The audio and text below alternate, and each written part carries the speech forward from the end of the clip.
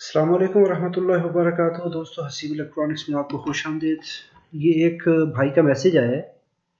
उन्होंने कहा है कि सर ATX पावर सप्लाई की स्टैंड बाई सेक्शन उसमें प्रॉब्लम है। उसमें इनबिल्ट मॉसफेट वाली IC लगी हुई है, वो डैमेज है। उसका नंबर है TFC 718S। और मैंने उसकी वो कहते हैं ट्रांसफार्मर निकाल कर LCR मीटर से उसकी प्राइमरी इंडक्टेंस देख ली है। 0.95 मिली हेनरी है और 1.7 ओहम है। ठीक हो गया।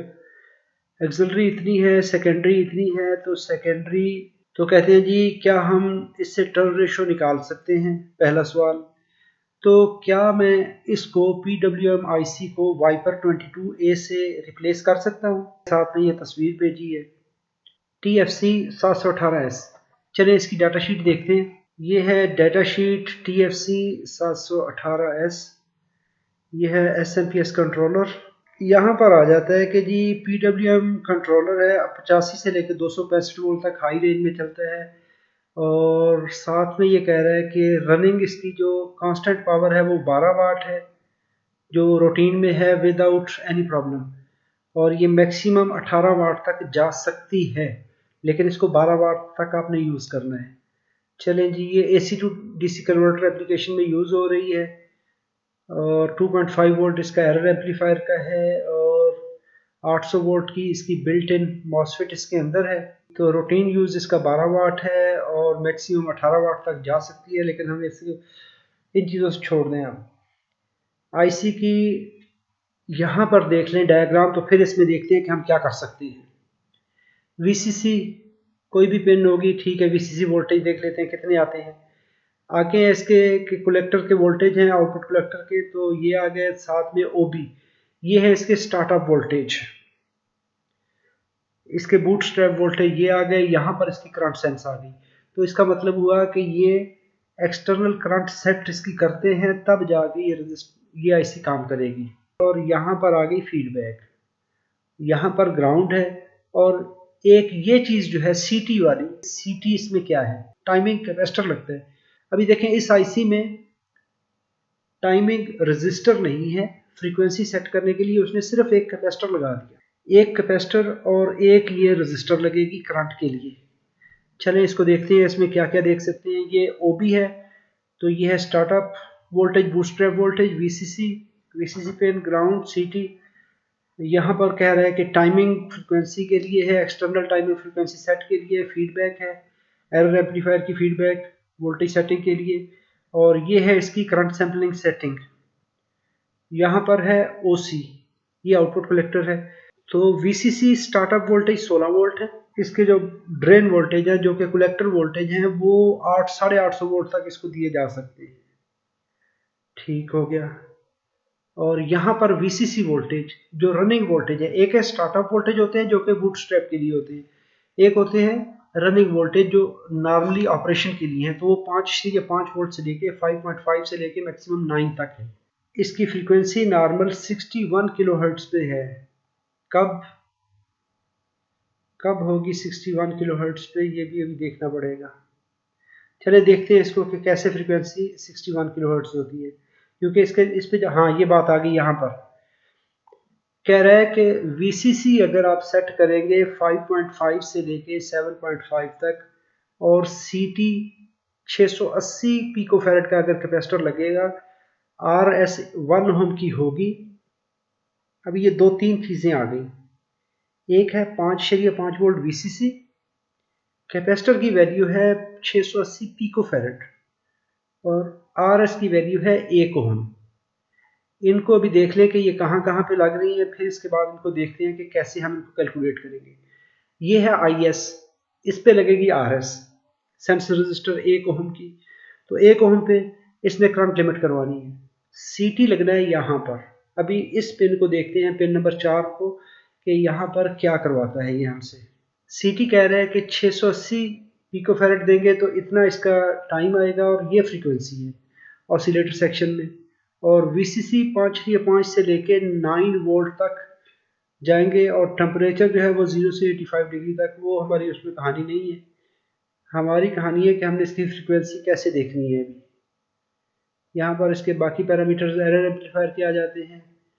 और ये इसकी फंक्शनल डिस्क्रिप्शन आ जाती है, यहाँ पर इसकी पल्सेस आ जाती हैं। इसको भी छोड़ दें। अभी हमने आना है कहाँ पर, वो भी इतनी होगी और ये चीज़ें, इन चीज़ों से हमारा हाँ, ये आ गया सीटी का। सीटी के लिए वो कहता है कि ये सीटी जो लगेगा, external timing capacitor 100 micro ampere से चार्ज होगा। टी टाइम इसका निकालेंगे। पहले आप कैलकुलेट कैसे करेंगे, time is equal to C T multiply by 24,000। इसको हम कैलकुलेट ही करके देख लेते हैं ताकि जो इसकी बात है वो पूरी हो जाए। सी टी हमने कहा था 680 पिको फेरेड, 680 पिको फेरेड, 680 ज़रब 10 की ताकत -12 और मल्टीप्लाई कर दें 24,000 से, ये इसका कांस्टेंट है। तो ये आ गया 0000 1632। तो इसको डिवाइड कर दें फ्रीक्वेंसी, जब आपके पास टाइम आ गया तो 0.12341632 जो हमने कैलकुलेट किया था, तो ये 61274 यानी 61 किलो हर्ट्ज। तो इसका मतलब है ये डायग्राम, ये जो यहाँ पर बात हो रही है वो सच्ची है कि जी 680 पिको फैरेड का अगर कैपेसिटर लगाएंगे तो ये 61 किलो हर्ट्ज पे काम करेगी। तो इस तरीके से हम इसकी फ्रीक्वेंसी कैलकुलेट कर सकते हैं। अभी जो भी आईसी आपके पास हो, अभी आप इसकी जगह पे टॉप स्विच लगा दें, बिलफर्स्ट टॉप 246 लगा 247 लगा दें जिसमें हाफ फ्रीक्वेंसी ऑप्शन हो। अभी देखिए ये मैं टॉप 242 से लेके 250 तक उन आईसीज की बात कर रहा हूँ। तो नॉर्मली इन आईसीज की फ्रीक्वेंसी है 132 किलोहर्ट्ज। तो अगर आप इसको एफ पिन को पॉजिटिव वीसीसी के साथ मिला देंगे तो ये हाफ फ्रीक्वेंसी ऑप्शन में चली जाएगी 66 किलोहर्ट्ज में। तो आपकी फ्रीक्वेंसी है 61 किलोहर्ट्ज। तो ये आईसी वहाँ पे काम कर सकती है। या आप कोई भी आईसी ऐसी लगा लें जो भी आपके, मैं कहता हूँ कि उस 61 किलोहर्ट्ज में काम करे, या ऐसी कोई एडजस्टेबल फ्रीक्वेंसी के लिए आईसी ढूंढ लें।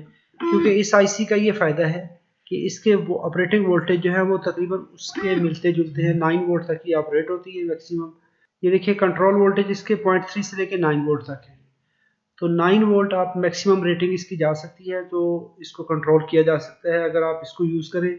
या कोई भी ऐसी आईसी ऐसी ढूंढ लेते हैं जो कि हाफ फ्रीक्वेंसी में जाती है तो काम करेगी। इसी तरह अगर आप वाइपर लगाते हैं तो वाइपर देखें तो डिप में 8 वाइपर 12A, तो ये 13 वाट में है और इसकी फिक्स फ्रीक्वेंसी है 60 किलोहर्ट्ज।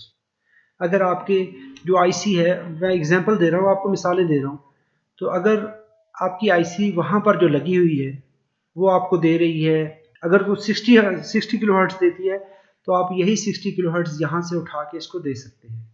फ्रीक्वेंसी आपने डिटरमाइन करनी है, उसका फार्मूला हमने ढूंढ लिया कि टाइम पहले निकालेंगे, सीटी को 24,000 से मल्टीप्लाई कर दें, जो कैपेसिटर की आपकी वैल्यू लगी हुई है उसको सीटी से मल्टीप्लाई कर दें तो हमारा टाइम निकल आएगा। तो एफ स्विचिंग जो है 1/t कर दें, जो इसका रिजल्ट आएगा उसको 1 से डिवाइड कर दें तो हर्ट्स आ जाएंगे। कितने हर्ट्स आपके बनते हैं, तो 680 पिको फैरेड जो है उसमें 61 किलो हर्ट्स आती है। तो फीडबैक पिन उसी तरह ऑप्टो कपलर से आ रही है और इस तरह से ये इसका करंट सेंस और ये सारी चीज़ें काम कर रही होती हैं।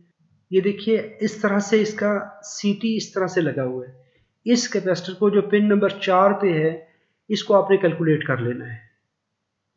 तो पिन नंबर 6 पे जो रजिस्टर लगी है, यहाँ पर देखिए 2 रजिस्टर पैरेलल में लगी हुई है करंट की लिमिट को बढ़ाने के लिए।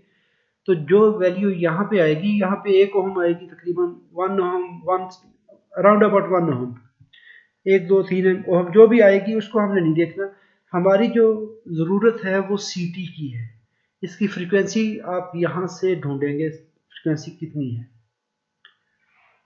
अपना बहुत सारा ख्याल रखिएगा। अस्सलाम वालेकुम वरहमतुल्लाहि वबरकातुहू।